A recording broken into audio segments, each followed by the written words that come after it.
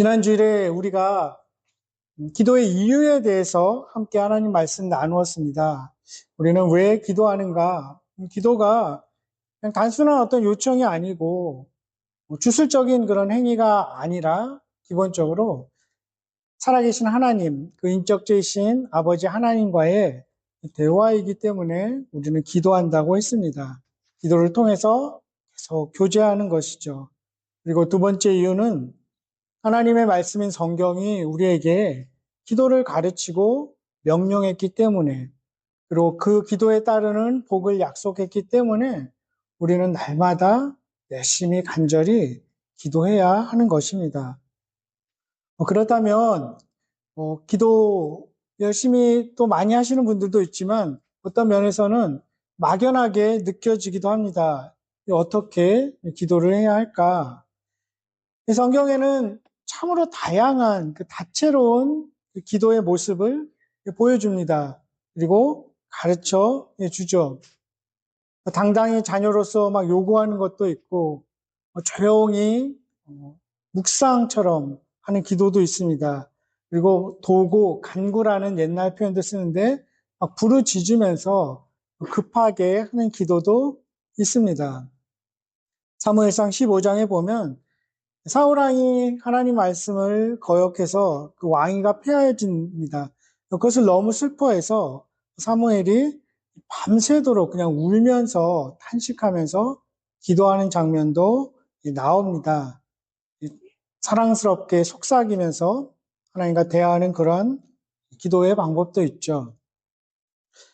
한번 이 세상에서 가장 맛있는 케이크를 한번 상상해 봅니다.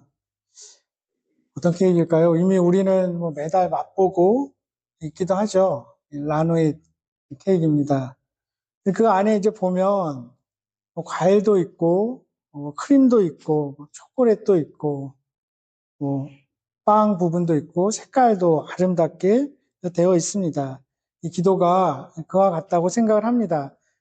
딱 한 가지 방법, 한 가지 표현으로 기도를 규정하고 제한할 수 없죠.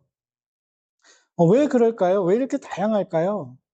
하나님께서, 우리의 기도의 대상인 하나님께서, 어, 딱 어느 이런 분이다라고 규정할 수 없기 때문에 그럴 것 같습니다. 이 하나님은 우리에게 어떤 아버지이기도 하고, 때로는 연인 같은 사랑을 서로 고백하는 존재입니다. 또 목자이기도 하고, 또 우리의 왕이고 주인이기도 합니다. 친구라는 표현도 사용하죠. 그 하나님의 워낙 다양하게 우리에게 다가오시기 때문에 우리의 기도도 그렇게 다양해질 수밖에 없을 것입니다. 그 하나님께 어떻게 기도해야 될까? 오늘은 그 중에서 세 가지를 함께 상고해 보고자 합니다. 첫 번째로 우리는 하나님을 높이면서 기도합니다. 나의 요구에 앞서서 감사하는 것, 찬양하는 것, 이것이 우선입니다. 성경의 많은 기도를 보면, 특히 시편을 보면 감사와 찬양으로 기도가 시작됩니다. 그리고 그것으로 마무리되기도 하죠. 오늘 이 첫 번째 본문이 있는 시편 37편, 사실 이 37편 전체는 내용은 잠언과도 같습니다. 굉장히 교훈적입니다. 하나님이 어떤 자에게 복을 주시고 어떤 자를 온전하게 인도하시는지를 가르쳐 줍니다. 근데 그 중에 4절에 보면 우리의 기도를 들으시는 하나님을 기뻐하라 이렇게 말합니다. 찬양하라, 감사하라, 높이라 이런 똑같은 의미입니다. 그렇게 할 때 우리 마음의 소원, 우리의 기도를 이루어 주신다는 것이죠. 얼핏 읽지 않고 다시 한번 또 읽어봅니다. 그리고 질문을 던져보죠. 왜 그럴까? 왜 하나님을 그렇게 기뻐할 때 우리의 마음의 소원이 이루어질까? 하나님을 높이고 감사하고 찬양하다 보면 하나님과 그 마음의 조화가 이루어지기 때문이죠. 그렇게 될 때 우리도 하나님이 뜻하는 바를 하나님의 뜻대로 온전한 기도를 드리게 되는 것이죠. 적절한 기도가 나오게 되는 것입니다. 또 그렇게 하면서 우리의 기도를 들으시는 그 하나님의 얼마나 위대하신 분인지, 얼마나 능력이 많으시고 공의롭고 사랑이 충만하신 분인지 알게 됩니다. 그리고 그렇게 기도하면서 하나님의 사랑, 은혜를 세어보고 또 가슴에 새겨보는 것이죠. 그렇게 함으로써 우리의 기도를 들으시는 그분이 세상 어디에도 존재하지 않는 유일하고 이 독특한 존재임을 깨닫게 됩니다. 그리고 그렇게 기도하는 나 자신을 바라보는 시각도 다시 새롭고 특별해집니다. 찬양과 감사로 시작하는 그 기도, 또 계속해서 그렇게 드려지는 기도가 우리 자신의 어떤 해로운 부분, 연약한 부분을 바로잡고 강건하게도 만듭니다. 그렇게 기도할 때 참 빈곤한 나 자신에서 훌쩍 벗어나서 우리의 기도를 들으시고 이루어주시는 하나님에게로 계속 이 시선을 돌리게 되는 것이죠. 그렇기 때문에 이 사도 바울은 감사하지 않는 것 자체가 죄라고도 이야기합니다. 로마서 1장에 인류의 보편적인 죄를 사도 바울이 쭉 나열합니다. 14가지를 나열하는데 그 중에 1장 21절에 이렇게 되어 있습니다. 하나님을 알되 하나님을 영화롭게도 아니하며 감사하지도 아니하고 오히려 그 생각이 허망하여지며 미련한 마음이 어두워졌나니 얘기합니다. 우리에게 감사하지 않는 자들은 우리에게 베풀어 주신 그것이 내가 만들어낸 것처럼 착각하는 그런 교만한 모습을 보일 수 있다는 거죠. 우리가 가지고 있는 것들, 우리가 우리에게 이루어 주신 것들, 당연히 우리에게 있어야 될 것이라고 착각하기 때문에 감사하지 않는다는 것입니다. 그렇지 않죠. 우리에게 당연하게 여겨지는 것들, 모든 것이 선물이고 은혜임을 우리를 알게 됩니다. 우리를 겸손하게 만듭니다. 그렇게 우리는 그렇게 또 찬양을 하게 되죠. 또 하나님을 높이는 그 기도의 이유는 우리가 살아가면서 우리의 사랑의 순위를 재조정하게 만듭니다. 하나님이 아닌 다른 것을 우선적으로 사랑하게 되면 반드시 슬픔으로 흘러가게 돼 있다. 이렇게 어거스틴이 그의 책 참회록에서 이야기합니다. 하나님을 행복 그 자체로 삼지 않으면 다른 그 무엇을 우선적인 사랑으로 대상을 삼으면 그것으로 인해서 우리는 실망하게 되고 나중에는 분노하게 되기도 한다는 것을 그가 이야기합니다. 왜 그렇게 되냐면 하나님 자체가 목적이 아니라 하나님을 통해서 무엇을 얻어내려는 하나님을 그저 수단쯤으로 생각하기 때문에 그런 결과가 나타난다고 어거스틴은 말하죠. 하지만 하나님을 무엇보다 다른 그 누구보다 우선적으로 먼저 사랑하게 되면 다른 이들도 또 다른 것들도 올바로 사랑하게 된다고 말합니다. 마음의 거룩한 여유를 가지게 된다는 것이죠. 그래서 하나님을 더 우선적으로 잘 사랑하면 배우자든 자녀들이든 또 내 삶의 어떤 소유도 다 제대로 사랑하고 설령 그들이 또 그것들이 우리의 기대나 요구에 부응하지 못할지라도 분노하지 않고 감사할 수 있고 잘 받아들일 수 있다는 것입니다. 그렇기 때문에 찬양과 감사가 깃들어져 있는 그 기도는 끊임없이 우리의 영혼에 우리의 삶의 지향점이 어딘지를 궁극적으로 먼저 사랑해야 할 것이 어떤 것인지 누구인지를 잘 재정립하게 해줍니다. 하나님께 감사하는 기도를 드리고 또 찬양함으로 우리는 또 더욱 하나님을 사랑하게 됩니다. 그렇게 함으로 우리의 기도와 삶이 풍성해지고 하나님으로부터 나오는 그 사랑을 우리도 실천할 수 있게 되는 것이죠. 두 번째로 우리는 신실하고 경건하게 살아가면서 기도합니다. 오늘 시편 본문 37편 4절 이 바로 앞구절 3절은 이렇게 말합니다. 여호와를 신뢰하고 선을 행하라. 땅에 머무는 동안 그의 성실을 먹을거리로 삼을지어다. 기도의 응답을 받기 원하는 자는 신실하고 의롭고 경건하게 살아가야 함을 가르쳐 주는 것이죠. 하나님께서는 선을 행하고 의롭게 또 경건하게 살아가고자 하는 그런 사람들, 하나님 앞에 겸비하는 자들의 기도를 들으신다는 것을 성경은 구약이든 신약이든 가르쳐 주고 있죠. 구약의 한 구절만 한번 따와 봤습니다. 잠언 15장 29절에 여호와는 악인을 멀리하시고 의인의 기도를 들으시느니라 이렇게 되어 있습니다. 물론 우리가 하나님 앞에 완전 무결하게 살아야지만 비로소 하나님이 우리의 기도를 들어주신다는 어떤 수학 공식 같은 것을 말하는 것은 아닙니다. 사실 그 누구도 그렇게 살아낼 수는 없습니다. 하나님의 기도의 응답을 이끌어낼 만큼 내가 하나님 앞에 완전하다 이렇게 말할 수 있는 자가 누구일까요? 도덕적으로도 완전 무결하게 산 자를 성경에서 찾아볼 수 없죠. 의인이라고 일컬어지는 평가되어지는 노아나 아브라함이나 모세나 다윗도 삶이 완전하지는 않았습니다. 사실은 하나님의 은혜로 의롭다고 평가해 주는 것이죠. 그리고 상대적으로 그 시대의 다른 사람들보다 나름대로 경건하게 신실하게 그래도 다시 살아가려고 하는 그 중심을 보시고 의롭다고 평가해 주신 것이죠. 그런데 신약에 와서는 그것이 분명해집니다. 신약에서는 예수 그리스도의 공로로 인해서 우리 모든 죄인들이 다 의인이 됩니다. 죄가 여전히 있지만 그래도 의롭다고 칭해 주시는 것. 그래서 신학적인 용어로 칭의, justification 이렇게 우리가 표현합니다.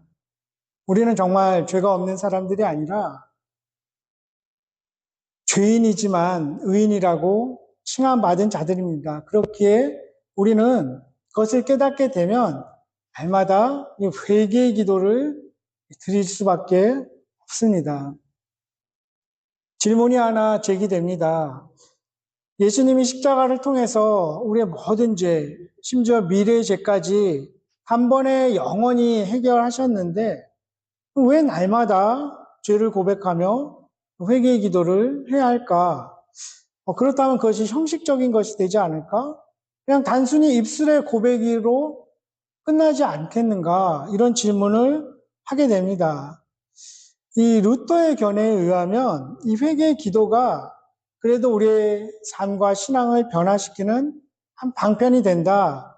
회개의 기도를 함으로써 예수님의 성품을 지속적으로 닮아가게 하는 열쇠가 된다. 이렇게 표현합니다. 왜 루터가 그렇게 정의할 수 있었을까요? 우리가 아는 것처럼 이 루터는 처음에 카톨릭 사제였습니다. 자신의 죄가 많다는 것을 늘 깨달았죠. 그래서 어떻게든지 이것을 어떤 나름 잘못된 방법에 회개했겠죠. 해결해 보려고 했습니다. 천둥 번개가 치는 날은 저기에 맞아서 내가 죽지 않을까? 이런 두려움에 사로잡히고 그래서 그 비텐베르크 성당의 계단을 막 무릎으로 기어 오르기도 했습니다. 그런데 나중에는 그것이 온전한 회개의 방법이 아니라는 것을 깨닫게 되는 거죠. 깊이 보면 그 역시 어떤 내가 하는 어떤 행위, 나의 진정성을 이 하나님 앞에 보이고 그것에서 하나님의 긍휼하심을 끄집어낼 수 있다. 이렇게 안간힘을 쓰는 거죠. 즉 하나님의 공의로운 성품, 그래도 받아주시는 그 무한한 사랑, 여기에 어떤 초점을 두는 것이 아니라 그런 나의 행위, 어떤 규율, 이런 것들을 준수하려고 했는데 사실 그것은 뭐 하나님을 높이지도 못하고 내 삶을 변화시키지도 못한다는 것을 그가 깨달았죠. 루터는 그래서 나중에 이것을 뭐 율법적인 회개, 뭐 거래적인 회개 이렇게 막 비난합니다. 자신이 했던 그런 행위죠. 그런 모든 것들이 본질적으로는 내 힘으로 죄를 씻겠다는 의지의 표현일 뿐이다. 이렇게 그가 깨닫게 됩니다. 하나님의 사랑을 획득하기 위한 선결 조건으로 그런 행위들을 함으로써 계속 비참한 처지에 놓이게 됨을, 그리고 자유도 없고 안식도 없음을 깨닫게 됩니다. 그러면 어떻게 회개의 기도를 해야 하는가? 어거스틴도 그렇고 이 루트도 비하면 우리가 죄를 아뢰고 거기서 멈추는 것이 아니라 죄인을 위해 예수님이 하신 일을 고백하는 것입니다. 묵상하면서 죄를 이기게 된다, 이렇게 이야기합니다. 즉 내가 잘못했습니다, 여기서 멈추는 게 아니라 이런 나를 위해서 예수님이 이렇게 행하셨군요 하면서 그 진리를, 그 복음의 진리들, 죽기까지 나를 사랑하신 그 예수님의 사역, 고귀한 희생, 무조건적인 사랑, 그러므로 우리가 하나님의 자녀가 된 것들, 이 진리들을 회개의 기도를 통해서 고백하는 것이죠. 그럼으로써 우리는 죄를 미워하게 되고 죄를 이길 수 있다고 청교도 신학자 존 오웬은 그의 책 죄의 죽이기라는 책에서 이렇게 우리에게 권면하고 있습니다. 단지 자신이 고안해낸 어떤 방법이 아니라 요한일서 1장 9절에 보면 사도 요한도 이렇게 말합니다. 만일 우리가 우리 죄를 자백하면 그는 미쁘시고 의로우사 우리 죄를 사하신다, 이렇게 단언하는 것이죠. 우리가 죄를 자백하면 신비스럽지만 우리의 그 행위가 아니라 하나님이 자비로우신 분이기 때문에 우리를 용서한다는 것을 다시 가슴에 깊이 새기게 됩니다. 우리가 죄를 자백했기 때문에 아니라 주님이 의로우신 분이기 때문에 우리가 용서를 받는다, 못 받고 있는 것이죠. 그러면서 계속 사도 요한은 2장에서 이렇게 이야기합니다. 누가 죄를 범하여도 아버지 앞에서 우리에게 대언자가 있으니 곧 의로우신 예수 그리스도시라. 그는 우리 죄를 위한 화목 제물이다. 그렇기 때문에 그리스도 안에 있는 자들은 누구나 어김없이 어떠한 죄라도 용서받게 됩니다. 예수 그리스도께서 모든 징벌을 대신 받으시고 온 인류의 죄값을 치르셨기 때문입니다. 그 예수님께 집중하는 그 회개의 기도를 계속 통해서 우리는 더 빨리 그리고 더 자주 하나님 앞에 나아가서 우리의 죄를 고백하게 됩니다. 그리고 예수님께서 우리를 위해 돌아가셨음을 기억하고 가슴에 새기면서 이내 다시 기쁨을 경험하게 되죠.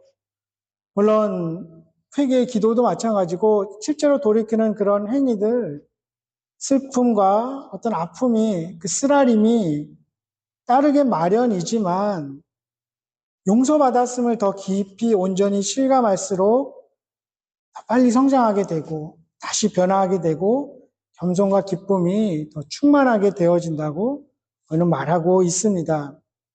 이것은 다른 사람들에게도 영향을 미쳐서 잘못을 저지른다고 해도 금방 안정을 찾게 된다는 것이죠. 빨리 잘못을 시인하고 또 갈등도 쉽게 가라앉는다고 그가 말합니다. 그럴 땐 쪽으로 일을 가다가도 한결 쉽게 일이 풀려나가고 온갖 문제들처럼 보이던 것도 단순하고 간단해질 수 있다, 이렇게 그는 제안하고 있습니다. 용서를 깊이 확인하고 이러한 평안함, 안정감을 가지게 되면 우리의 회개의 의미도 확연히 달라질 것입니다. 회개 기도가 죄를 용서받는 수단이 아니라 하나님을 높이고 주님을 기준으로 우리의 삶의 방향, 또 태도를 조정하는 그런 방편이 되기 때문입니다. 그리고 그렇게 할 때 성령께서 우리를 도우실 것입니다. 그리스도의 능력과 사랑을 계속 바라보게 되고 그 사랑을 깊이 깨달음으로써 쉽게 죄짓고 싶어하는 마음이 없어지게 된다는 것이죠. 또한 죄를 이길 수 있는 강력한 수단이 될 것입니다. 예수 그리스도께서 죽으심으로 우리가 의인이 되었습니다. 우리가 완전히 의롭지는 못하더라도 우리를 의롭다고 칭해 주셨으니 의인답게 힘써서 살아가야 할 것입니다. 의로운 자의 신분에 합당하게 살아가면서 겸손하게 간절히 날마다 기도한다면 하나님께서 반드시 우리의 기도에 응답해 주실 것입니다. 세 번째로는 우리는 서로를 위해 기도합니다. 이 사도 바울은 데살로니가 교인들을 위해서 언제나 기도했습니다. 5장 2절에도 알 수 있고 1장 2절에도 그가 기도할 때에 이들을 끊임없이 언급한다고 했습니다. 날마다 이 사람들을 떠올리면서 기도하는 것이죠. 저도 그러고 있습니다. 성도님들 한 분 한 분 이름을 불러가면서 기도합니다. 3장에도 보면 이 데살로니가 교인들의 사랑이 넘치도록 마음이 거룩한 가운데 강하게 해달라고 기도합니다. 바로 앞에 구절 23절에도 온전히 성화되기를 그런 마음, 그런 기도가 있습니다.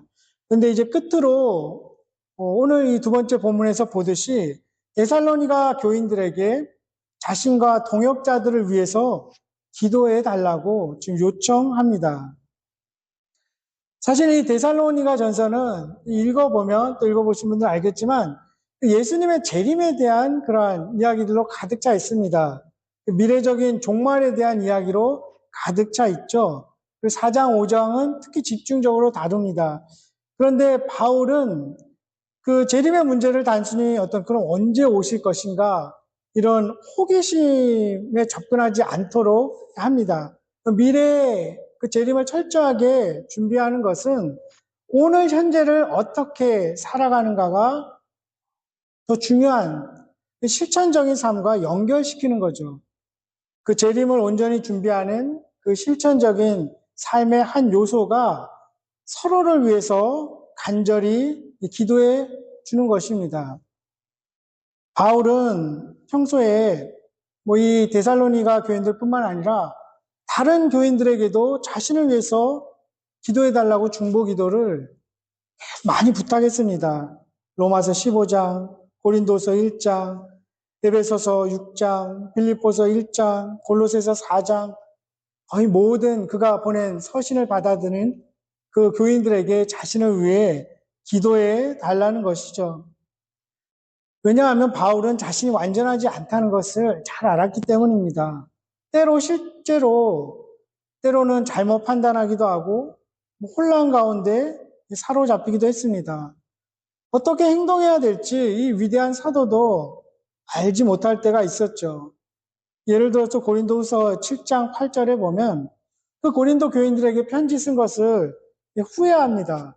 그런데 나중에는 그래도 잘 됐다 이렇게 평가하죠. 제가 해석하고 싶은 것은 누구나 후회스러운 일을 하지만 이 위대한 사도라도 기도를 통해서 그 일이 잘된 일로 바뀔 수도 있다는, 분명히 바뀐다는 것을 배우게 됩니다. 사도 바울도 성도들의 기도 없이 그의 사역이 이루어질 수 없음을 알았기에 그 위대한 사도가 자신의 가르침을 받는 제자들에게, 성도들에게 나를 위해서 기도해 달라고 부탁하고 있는 것입니다. 예전에 제가 토론토에서 중고등부 사역을 할 때, 신학 공부할 때죠. 그 학생부 회장이 있었는데 그 친구가 한 번은 저한테 와서 이렇게 좀 불만을 토로하는 것도 있고 요청하는 게 있었습니다. 그 친구보다 이제 나이가 많은 그런 학생들이 그 회장인 학생이 나이가 좀 어렸는데 자신의 말을 안 듣는다는 거죠. 회장으로서 그런 권위를 인정해주지 않는다는 거죠. 그래서 좀 혼내달라는 거죠. 자기보다 그 나이가 많은 학생을. 실제 그 나이 많은 학생이 좀 마음대로 하는 경향이 있었습니다. 제가 나름대로 이렇게 둘 다를 만족시키려고 어떤 조치를 취했는데 결과는 만족스럽지 못했습니다. 근데 돌아놓고 보면 이런 생각을 해봅니다. 그때 당시는 내가 담당 교육자였으니까 나의 제자가 부탁하니까 내가 해결해야 되고 나는 해결할 수 있어. 이렇게 생각을 했는데 지금 돌아보면 내가 해결할 수 없음을 인정하고 비록 담당 교육자지만 그 친구에게 그때 당시 전도사님이었는데 나를 위해서 좀 기도해 달라고 부탁했을 것 같습니다. 그리고 그 자리에서 그 친구와 또 다른 나이 많은 친구를 위해서 같이 서로를 위해서 기도했으면 더 좋았지 않았을까 하는 생각을 해봅니다. 세상의 역사를 바꾸어 놓은 이 위대한 사도가 자신의 사역의 대상인 성도들에게 겸손하게 기도를 요청한다면 우리 같은 사람이야 어떻게 서로를 위한 기도 없이 이 주님이 맡기신 사역들을 감당할 수 있을까요? 우리는 계속 기도하시지만 새해에는 더 서로를 위해서 날마다 더욱 간절히 기도했으면 좋겠습니다. 설교를 준비하면서 기도 설교하는데 기도 안 하면 어떻게 되겠냐. 그래서 더 많이 기도했던 한 주 같습니다. 사실 어젯밤에는 열심히 기도하다가 제가 뭐 불 같은 환상을 보았습니다. 근데 이렇게 얘기하면 또 이상하다. 목사님 왜 저러지? 할 수도 있는데, 그러니까 환상 같은 것을 보았습니다. 그러면서 실제로 봤거든요. 그러면서 이제 계속 기도하게 되죠. 이 불이 성령의 불이길 원합니다. 태워주십시오. 나의 탐욕, 허세, 어떤 연약함 다 태워주시기를 간구합니다. 우리 성도님들을 위해서도 더 열심히 기도하게 되었습니다.